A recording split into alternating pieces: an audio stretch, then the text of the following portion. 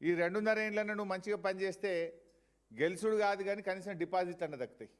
Congress party గెలుసుడు అది కళ్ళ మాట కానీ కనీసం డిపాజిట్ అన్న దక్కుతాయి. చిల్లర మాటలు బంద్ చేసి ఆ ఫ్రస్ట్రేషన్ బంద్ చేసి వారు అనేక విషయాలను రాష్ట్రాన్ని దృష్టిలో పెట్టుకొని మాట్లాడిండ్రు. వాటిని ఒక బాధ్యత కలిగిన ప్రతిపక్ష నాయకుడిగా ఆయన చెప్పిన మాటలను పరిగణలోకి తీసుకుంటే కనీసం మీకు ఇన్ని డిపాజిట్లు అన్న దక్కుతాయి. నిన్న మధ్యాహ్నం దాకా కూడా మీరు చూసింది ఇంకో డ్రామా నడిపిండు రేవంత్ రెడ్డి గారు. నేను ఢిల్లీకి పోతే సీఎంఓ నుంచి లీకులు ఇచ్చుడు, మీడియా వాళ్ళకి చెప్పి బ్రేకింగ్లు పెట్టించుడు. అంటే నీకు విషయం ఉన్నోడు ఈ పని చేయడు, విషయం లేని వాళ్ళే ఈ చిల్లర పనులకు దిగుతుంటారు. నేను మా పార్టీ అధినేత గౌరవనీయులు కేసీఆర్ గారి సూచన మేరకు వారి చెప్పిన పని కోసం రవిచంద్ర ఎంపీ గారు, నేను, వినోద్ కుమార్ గారు మేము ముగ్గురం ఢిల్లీకి పోయినాం. దట్స్ ఓపెన్గా శంషాబాద్ ఎయిర్పోర్ట్ నుంచే పోయినాం ఢిల్లీకి. దాంట్లో పెద్ద సీక్రెట్ లేదు, అంతకంటే రహస్యము లేదు. సరే, కాళేశ్వరంకి సంబంధించిన కేసు రేపు జడ్జిమెంట్ ఉంది. సహజంగానే ధర్మం మీద న్యాయం మీద మాకు నమ్మకం ఉంది. డెఫినెట్గా మేము గెలుస్తామనేటువంటి విశ్వాసం మాకు ఉంది. సరే, గెలిస్తే రాష్ట్ర ప్రభుత్వం సుప్రీంకోర్టుకు పోతే మేము కేవిట్ వేసుకోవాలి. పొరపాటున మేము గెలవలేదు, మేము సుప్రీంకోర్టులో ఫైల్ చేసుకోవాలి. దానికి కూడా సీనియర్ న్యాయవాదులు ఎంగేజ్ చేసుకోవాలి. ఒక రాజకీయ పార్టీగా నీ కుట్రలు, నీ అక్రమ కేసులను డెఫినెట్గా ఎదుర్కోవడానికి న్యాయ వ్యవస్థలో మాకుండే అవకాశాలని మేము చేసుకుంటాం. అదేవిధంగా మీ రాహుల్ గాంధీ ఏమో రాజ్యాంగాన్ని చేతిలో పట్టుకొని నేనే రాజ్యాంగ పరిరక్షణ లెక్క ఆయన పోజులు ఇస్తాడు. నువ్వేమో రాజ్యాంగ భక్షకుడివి, బీఆర్ఎస్ ఎమ్మెల్యేలను లాక్కుంటివి. ఆ కేసు కూడా మే 6వ తేదీన హైకోర్టులో రాబోతూ ఉంది. సో దానికి కూడా సీనియర్ న్యాయవాదులను ఎంగేజ్ చేసి తప్పకుండా అక్కడ బీఆర్ఎస్ గెలిచే విధంగా ఇప్పటికే సుప్రీంకోర్టు మొట్టికాయలు వేసింది. సరే, అది ఎంత దుర్మార్గంగా ఉందంటే కాంగ్రెస్ పార్టీ బీఫామ్ మీద ఎంపీగా పోటీ చేసి నేను ఇంకా బీఆర్ఎస్లే ఉన్నానని ఎమ్మెల్యే చెప్పడం ఒక నేరం అయితే, ఇంకా స్పీకర్ గారు అయితే లేలే ఆయన బీఆర్ఎస్లే ఉండడానికి స్పీకర్ తీర్పు ఇవ్వడం ఇంకా ఘోరం. సరే, వీటన్నిటి సంగతి కూడా రేపు న్యాయస్థానాల్లో తప్పకుండా మేము గెలుస్తాం, మాకు నమ్మకం ఉంది. దానికి సంబంధించి కూడా సీనియర్ న్యాయవాదులను ఎంగేజ్ చేసి ఫర్దర్గా కేసు పర్సుయేషన్ కోసం కూడా మాట్లాడడానికి వెళ్ళాం. వీటితో పాటు మరో ముఖ్యమైన విషయం కూడా ఉంది నిన్న ఢిల్లీకి వెళ్ళిన దాంట్లో. అదేంటి? బ్యాగుల కేసు. బ్యాగుల కేసు ఒకటి ఉంది కదా, ఓట్ ఫర్ నోట్ కేసు. ఆ కేసు కూడా రేపు సుప్రీంకోర్టులో మధ్యాహ్నం 3:30కు వస్తుంది.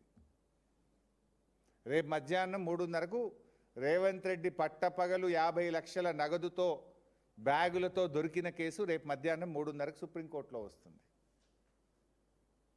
సో ఈ ఓటుకు నోటు దొంగ భరతం పట్టడానికి కూడా నిన్న ఢిల్లీలో న్యాయవాదులతో మాట్లాడడానికి వెళ్ళాం. రెడ్ హ్యాండెడ్గా నువ్వు పట్టపగలు దొరికినావు. కానీ ఇవాళ ఏమైపోయింది? కంప్లైనెంటు నువ్వే, ముద్దాయివి నువ్వే అయిపోయినావు. దురదృష్టవశాత్తు నువ్వు రాష్ట్రానికి హోంమంత్రివి నువ్వే, ముఖ్యమంత్రివి నువ్వే. ఓటుకు నోటు కేసులో పట్టపగలు రెడ్ హ్యాండెడ్గా దొరికిన దొంగవు నువ్వే. రెండు నువ్వే అయిపోయినావు ఇప్పుడు. సో నువ్వేం చేస్తున్నావు ఇప్పుడు? ప్రభుత్వం తరఫునేమో ఒక పేరు, మనం ఎప్పుడు పేరు వినని ఒక నామమాత్రపు న్యాయవాదినేమో ప్రభుత్వం తరఫున పెట్టిండు. ఇక దొంగ కదీనా. రేవంత్ రెడ్డి తరఫునేమో ప్రముఖ పేరుగాంచిన, భారతదేశంలోనే పేరుగాంచిన అడ్వకేట్లను ఆయన పెట్టుకున్నాడు. ఇది మాకు తెలియదా ఒక ప్రతిపక్షంగా?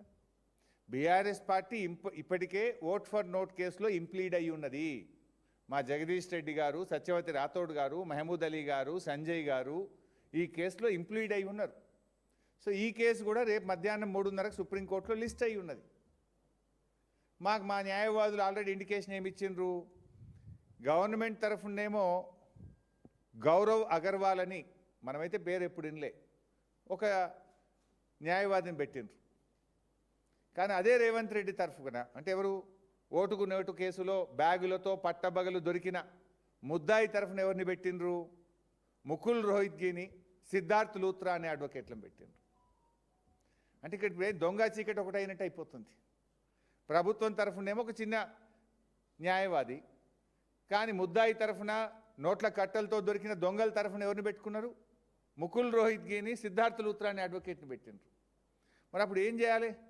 ఈ పన్నాగాన్ని పటాపంచలు చేసి ఓటుకు నోటుకు దొంగలకు శిక్ష పడేటట్టు చూడాల్సిన బాధ్యత ప్రధాన ప్రతిపక్షంగా మాకు ఉండదా? నువ్వు ఆ రోజు మా ఎమ్మెల్యేలనే కదా కొనాలని ప్రయత్నం చేసింది, మా ప్రభుత్వాన్నే కదా నువ్వు పడగొట్టాలని కుట్రలు చేసింది. సమైక్యవాదులతో చేతులు కలిపి ఆనాడు మా ప్రభుత్వాన్ని పడగొట్టాలని నువ్వు ప్రయత్నం చేస్తే నీకు శిక్ష పడాలి కదా. ప్రజలే చూసి నువ్వు ఓపెన్గా నువ్వు చేసిన నీ వ్యవహారాన్ని ఈ దేశ ప్రజలు, ఈ రాష్ట్ర ప్రజలు అందరూ కూడా చూసినారు. ఇవాళ హోంమంత్రివి నువ్వే, ముఖ్యమంత్రివి నువ్వే, ముద్దాయివి నువ్వే. అందువల్ల ఈ కేసులో డెఫినెట్గా ఒక మంచి న్యాయవాదులను పెట్టి బీఆర్ఎస్ పార్టీ తరఫున బలమైన వాదనలు వినిపించే ప్రయత్నం కూడా నిన్న చేసినాం. మేము లీగల్ ఎక్స్పర్ట్స్ని కలవడానికి, సీనియర్ అడ్వకేట్స్ని కలవడానికి వెళ్ళాం. ఒకటి ఓట్ ఫర్ నోట్ కేసు, రెండు మా ఎమ్మెల్యేలను, బీఆర్ఎస్ ఎమ్మెల్యేలను కాంగ్రెస్లో చేర్చుకున్నావు, ఆ కేసు మే 6వ తేదీన రాబోతా ఉంది. మూడు కాళేశ్వరం కేసులో మేము గెలుస్తామనే విశ్వాసం ఉంది. గెలిచినా కేవిట్ వేయడానికి, పొరపాటున మాకు అనుకూలంగా తీర్పు రాకపోయినా సుప్రీంకోర్టులో రిట్ పిటిషన్ వేయడానికి న్యాయవాదులతో మాట్లాడడానికి పోయినాం. ఇది పార్టీగా మా నాయకుడు ఆదేశించిండు. నాయకుడు ఆదేశం ప్రకారం మేము ముగ్గురం, మా వినోద్ కుమార్ గారు సీనియర్ న్యాయవాది, పార్లమెంట్ సభ్యులు రవిచంద్ర గారు కలిసి వెళ్ళి అక్కడ న్యాయవాదులతో మాట్లాడినాం. నీలాంటి దొంగలకు శిక్ష పడాలి, నీలాంటి సమైక్యవాదులకు, నీలాంటి ప్రభుత్వాలను పడగొట్టాలని కుట్ర చేసిన వాళ్ళకు, ఎందుకంటే నువ్వు 4.5 ఏళ్ళ నుంచి స్టే మీద బతుకుతున్నావు కదా. నువ్వు ఇవాళకి నీ మీద కేసు ఉంది. ఆ స్టే మీదనే నువ్వు ఈరోజు ఆ కేసు విచారణ జరగకుండా 4.5 సంవత్సరాల నుంచి స్టే మీద నువ్వు ఇవాళ ముఖ్యమంత్రిగా ఉన్నావు. ఒకసారి స్టే వెకటైందంటే నీ కుర్చీకే ముప్పు ఉన్నది. స్టే వెకటైందంటే నువ్వు జైలుకి పోతావు. కనుకనే ఇవన్నీ డ్రామాలు చేస్తున్నావు నువ్వు.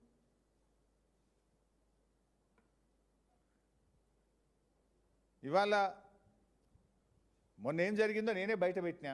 రాత్రేమో రాహుల్ గాంధీతో ఉన్నాడు, పొద్దుగాలు లేచే వరకు ప్రముఖ ఆర్ఎస్ఎస్ నాయకుడు, బీజేపీ ప్రభుత్వ కేంద్ర మంత్రి శ్రీనివాస్ వర్మ ఇంట్లో పొద్దుగాల టిఫిన్కు తేలిండు.